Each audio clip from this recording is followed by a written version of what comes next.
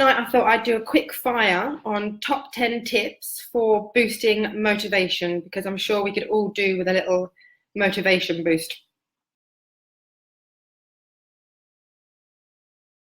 So give me a little comment below if you would benefit from some tips on how to boost your motivation.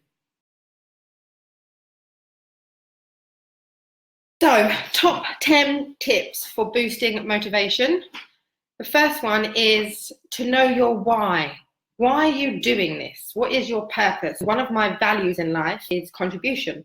So it makes me feel good to help others and to give back. And so my motivation is driven by my why, which is contribution. So I think it's really important, if you want to do something, to understand why it is that you're doing it. And there can be all sorts of reasons as to what your why is. It could be that you want a particular car, maybe you want to move home, maybe you want a promotion, maybe you want to go traveling. So there are all sorts of whys, but it's important to understand and identify what's your why, what is it? And when you know what it is, then you can focus on it. So if there are any kind of bits along the way, some goals along the way that you're not so keen on, if you can keep the goal, the why in mind, then you will have much more motivation in order to go after it. Now, I know a lot of people that if, for example, their why is owning a Porsche, then they would put a picture of a Porsche around their laptop, or maybe as a screensaver. My screensaver, if you can see this, is a beach, because one of my other whys is to go traveling. So I have constant reminders around me as to what my why is, so that I can keep my eye on the goal. So my first top tip is to understand what is your why, and then to focus on it and to have reminders around you. Tip number 2 is about your language. Be aware of how you speak about it. Because if you say something like, I need to do that, I have to do that, I must do that, it feels like a chore, something that we have to do that perhaps we don't really want to. If you switch that language from must or have to or need to I want to, it comes from a much more positive, energetic and motivated place. Hence, it increases your motivation. So think about how you talk about what it is that you're doing, and use positive language, and know in your mind that you want to do it rather than you must do it. And which means it's not feeling like a burden or a chore or something that you have to do, as opposed to wanting to do it. So be aware of your language. Number 3 is to set achievable and measurable goals. So if you want to go traveling, for example, that is your big goal, I would encourage you to break that down into a series of much smaller goals. You might break it down into 10 or 20 goals. So for example, you would work backwards. What do I need to do in order to achieve my goal? That could be earn a certain amount of money. If you're working for an employer, perhaps that means that you need to achieve certain goals within the office in order to achieve a pay rise or a promotion. So it's breaking down the big goal into several small achievable goals. And that feeds into my 4th point, which is by doing that, you can celebrate the successes along the way. And celebrating your achievements as you go gives you that kind of that boost, that excitement, that knowing that you are moving towards your end big goal, your why. So it's really important to celebrate your successes, no matter how big or how small. It might be, for example, if I've got something on my to-do list that I'm not particularly excited about, that I say, if I achieve this goal this morning, I can go out for a half-an-hour walk in the sunshine.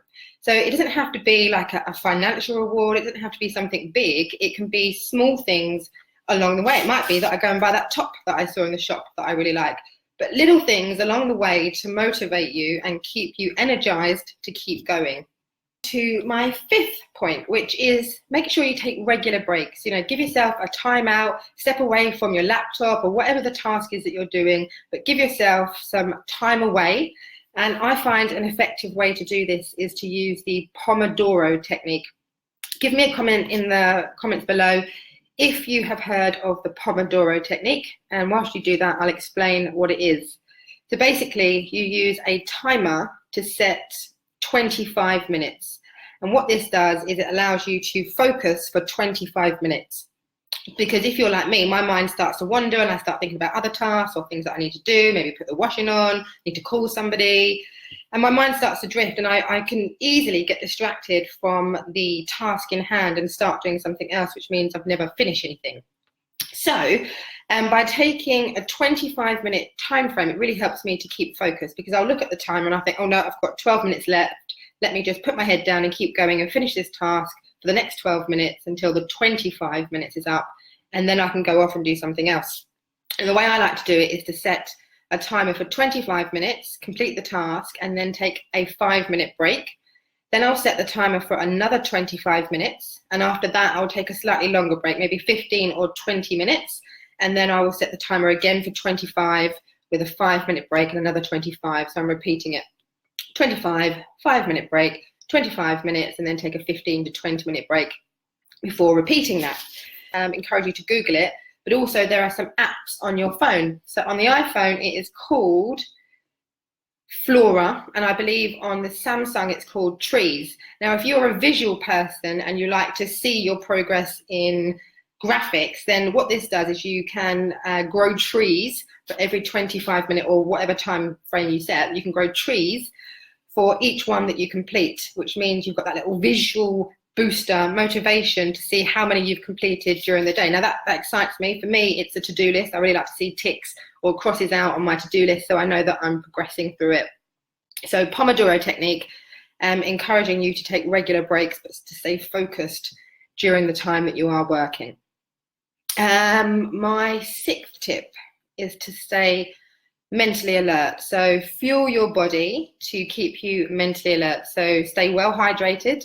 Make sure that you get good quality sleep. You know, they say an hour before midnight is worth 2 after. And I think that definitely does work, if I'm honest with you. And particularly because you get body repair, so muscle, tissue, bone, hormonal, you get repair to those things between the hours of 10:30 p.m. and 2:30 a.m. So it's really important to try and catch a sleep within those hours, because if you sleep after that, so you go to bed at 1, you will only get 1.5 hours of fundamental repair to your body. It doesn't just start when you go to sleep.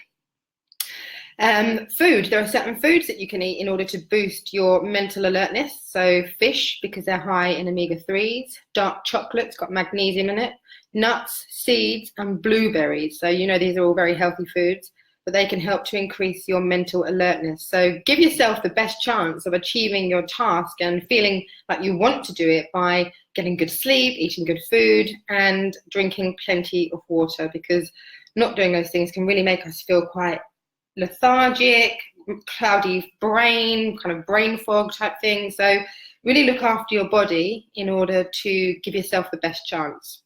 Okay. Mindfulness. Now, you might think if you've got a lot to do on your to-do list that taking, say, 20 minutes out of your day to sit still and do nothing is not a good use of your time, but I would argue otherwise. If you take 20 minutes at the start of your day to clear your mind, then you are giving yourself the capacity and the ability to be able to focus on any task that you're going to do later that day.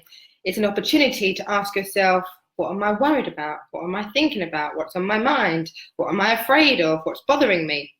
And once you are able to identify and acknowledge any thoughts going on in your mind, you can then process them, remove them, and let them go, meaning that you've got more space in your mind in order to focus on any tasks in hand that day.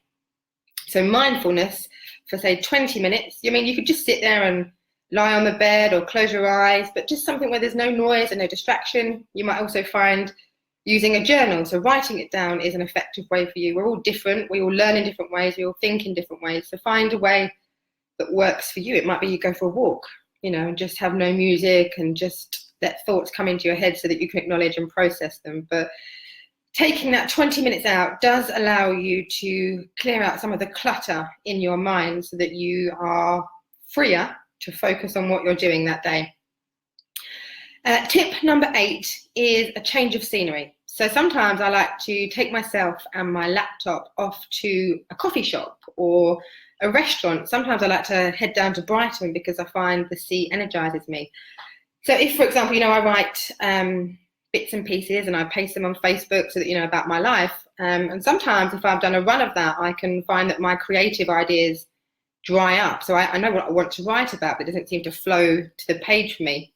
And I find sometimes a change of scenery can be creative, thought inspiring. So, you know, you see different things, the environment feels different, the energy feels different, and it can really help to inspire and boost you. So sometimes just a change of scenery, just going somewhere different and shaking it up can really help to boost your motivation, you know, get out of the same four walls. Tip number 9 is be held accountable. And I'm a really big advocate of this. So I am a lifestyle coach, I am a coach, but nonetheless, I still am part of a entrepreneur mastermind. And that consists of a call on a Sunday where I go and set my goals for the week. And I actually run the afternoon session for that mastermind. And even though I do that, I still turn up to the evening session so that I can set my own goals. Because being able to turn up each week and say, this is what I'm going to do, and I've publicly declared that to, and it could be a partner, a friend, a business colleague, it could be anybody, but somebody to be held accountable to, so that when I show up the next week, I've got to say, I didn't do that. And that for me is motivating, because actually, if I hit my goals, what I get from the group is a round of applause. Now, for me, that's a motivator, that's a driver, and it's inspiring, and it makes me want to hit my goals. So find a way to be held accountable. Go out there and publicly state them.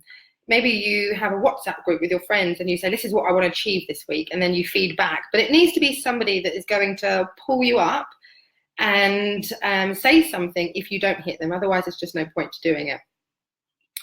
Now, my 10th and final point to boost your motivation is one that might make you laugh. Now, these are power poses. Now, this is something I actually learned in the corporate world. But moving your body and shifting your energy around can energize you. So there are some power poses like a superhero. So you can stand up and do a superhero pose, and it just makes you feel energetic and motivated and ready to go. There's also hands on the hips.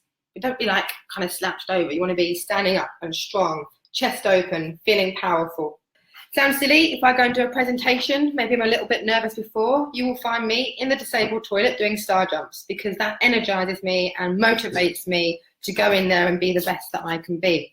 That is my top 10 tips. Short, sharp, sweet. They don't need to be overcomplicated.